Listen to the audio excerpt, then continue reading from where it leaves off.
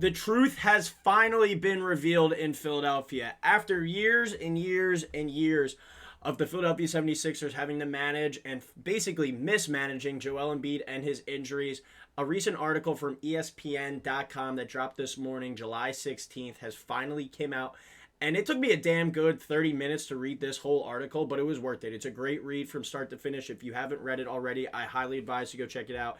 If you are a Philadelphia 76ers fan, if you're a Joel Embiid fan, or even if you're just an NBA fan in general, this is a must-read NBA article, and it revealed a lot of the truth that has surrounded the entire Philadelphia 76ers organization and culture with Joel Embiid at the helm as their franchise player.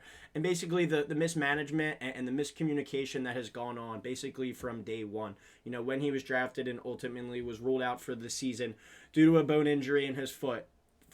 The first entire season, basically, they recap it and the mismanagement of that injury, him basically telling the team, telling the doctors that his foot wasn't feeling right, wasn't responding to this injury. He basically stopped going to treatment, goes to get reevaluated by the doctor that does the surgery, and he says it hasn't healed. It hasn't healed, and he's out for another year. And that's just the beginning of this ultimate saga with Philadelphia and the Sixers and Joel Embiid. And going into the 2025-2026 season, everything is still built around Joel Embiid. And they have this massive cloud, this massive red flag hanging over this entire organization. They hand Joel Embiid a new contract extension last year. Obviously, barely plays. I think he played in a total of 19 games last season due to his lingering knee injury and everything else in between that he's had done with him over the years.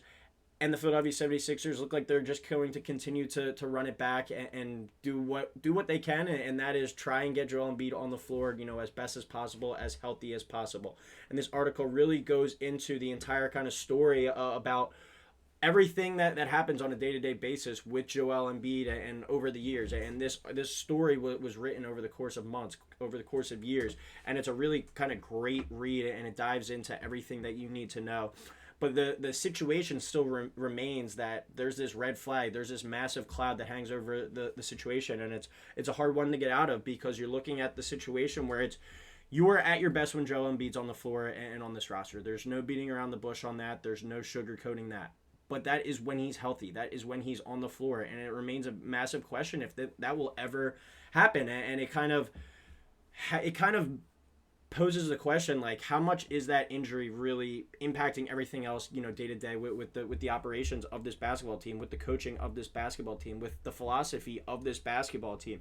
And you look at kind of this quote here from Nick Nurse at the beginning of the article, where he's basically saying, for Nurse, it was the aggravation of spending the season as a mix between Surgeon General and press secretary. And you saw in multiple clips throughout the season this year where the Sixers, PR staff, or the Sixers, beat reporters or whatnot, asking Nick Nurse these questions at these press conferences, and you could see his body language, physically and emotionally, just was fed up with it. It goes, I'm up there answering medical questions all the time. Nick Nurse told the reporter who wrote this story, hey, Embiid's getting this on Tuesday. We'll have more information on Wednesday. Well, something happens on Tuesday, and this MRI doesn't happen. Now it's Wednesday, and he's basically getting questioned, why aren't we getting an update? And the same story is kind of already happening like now, and it's really frustrating to even think about this as a continuous lingering situation that could continue to happen into this year. I mean, just the other day, Daryl Morey goes, yeah, his rehab's going well, and we were ideally going to have him on the floor at the start of training camp, and we'll talk about it in a little bit. But Joel Embiid's basically like, you know what, I'm done with that. I'm on my own schedule. I'm not going to be pushing myself any further than I need to go. I'm going to do what I can and know what I can do to get back on the court. And you basically, as an organization, as a medical staff, as a front office, have steered me wrong one too many times, and I'm not going to fall for it again. I'm not going to put my body and put the rest of my career out there for a risk. And he touches this on an article, and he's basically like, he cares still what he's remembered as a basketball player. And we know when Joel Embiid has been at his peak, at his best, he's one of the best players that we've ever seen, at the center position. You can even argue of all time, one of the most talented players. But it's been so far and few between due to all these injuries. And he's basically saying, if I ever want to get back to the level that I was, 23, 24, where he was dominating, averaging 35 points per game, I have to come back on my own terms and my own time, and I'm not going to push myself to the next level and push myself past this because, to put it quite frankly, and he touches on this in the article, like, if he's not playing basketball games, you see what happened last year. They're not winning games. So to be at his best, he's going to have to be fully healthy, and he's not going to push himself any further. But it just goes back to this quote for me. Like, these questions are going to be continued to be asked, whether it's to Daryl Morey, whether it's to Nick Nurse, and the aggravation and the day-to-day kind of problems are going to go on. And it's such a tough situation because you're tied to him contractually wise, money wise, and just philosophy wise, roster wise. Everything is built around him. But when he's not on the floor and when he's not able to play, it's hard. And that's the massive kind of cloud that hangs over this organization. And I don't think it's just going to magically go away, with one snap of the fingers. And it's a shame because the goal is obviously to be able to have him on the floor and be his dominant self. But if he feels like he can't do that, he's basically said in this piece that he's not gonna do that anymore. He's not going to overexert himself to get back on the floor. And you can look at that like, oh, he's soft, but it goes into, this whole article talking about how big of a competitor he is, how much he wants this, how much he wants to be great.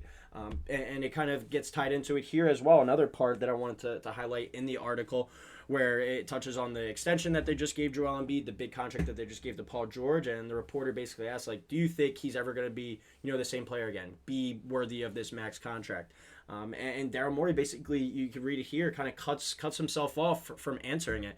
And it said, Morey never finished the sentence, mulling that future sent a current through his body and through the entire room. His words came apart in a laughing fit. He laughed, and the 76ers head of communication, who had been sitting in the room, laughed, and I laughed. And I don't even know why. It was just kind of, you can look at that as like an awkward situation where the people's only reaction could be to laugh. And Morey stood out of his chair, walked to the door, basically left the room, and goes, I'm going to choose to think of the positives today, he said, and walked out. I think that kind of goes all to show you how Daryl Morey feels about the situation as well. I mean, he doesn't seem too confident in Joel Embiid returning to the floor, returning from injury and being his full self and making himself worthy of that max. But his hands were kind of tied, and that's the move he feel like he had to make to try and get this team over the top. You're not going to win a title without Joel Embiid, but the question still does remain, like, will you ever win a title with him on the roster, just because you don't know every day what the situation's going to be like. Nick Batum touched on the article as well. It's like he sat next to Embiid at his locker every day, and he looked at his knee, and he's like, how are you even, like, able to walk? Like, that's how bad it looked at times during that Knicks series 2 years ago in the playoffs where the Philadelphia 76ers lost. So, it's a day-to-day thing, and it's going to be a day-to-day thing for the rest of his career. We could get a good spurt of, he plays 7 out of 8 games, but then maybe he has to miss another 4 or 5. It's a frustrating cloud that just continues to hang over this organization. And I think, with this article coming out, it just points and it shows that this is not going to be stopping anytime soon, and it's going to carry, into the next season, this next 2025-2026 season, and the Sixers could be in for another mess here potentially. And while that would be, a shame, that's just the reality of the situation, and the Sixers, having their hands tied. And this is the part where I kind of wanted to end on. This is basically at the end of the article.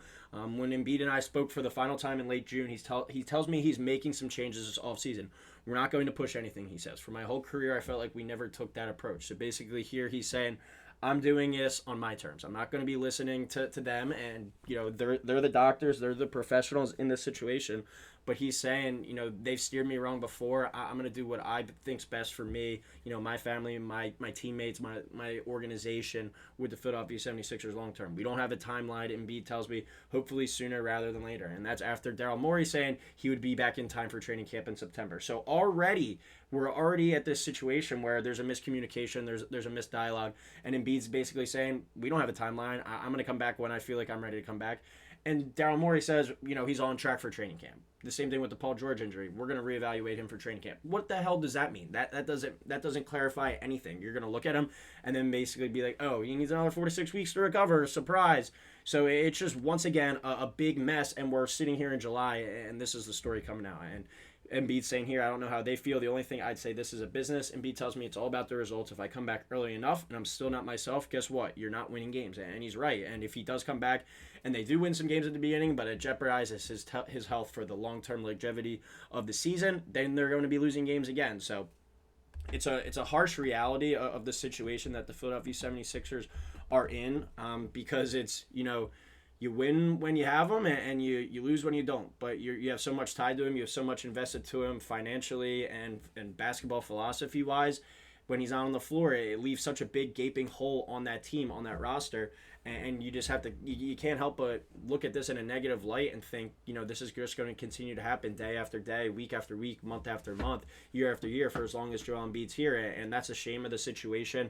The basketball gods weren't nice enough to gift him with great physical health for the entirety of his NBA career. But, that's my main kind of takeaway from this article, besides everything that Embiid's gone through. It's this situation isn't going away anytime soon. Daryl Morey, Nick Nurse are going to be peppered with questions. His teammates are going to be peppered with questions. Joel Embiid will be peppered with questions when he's, available to the media.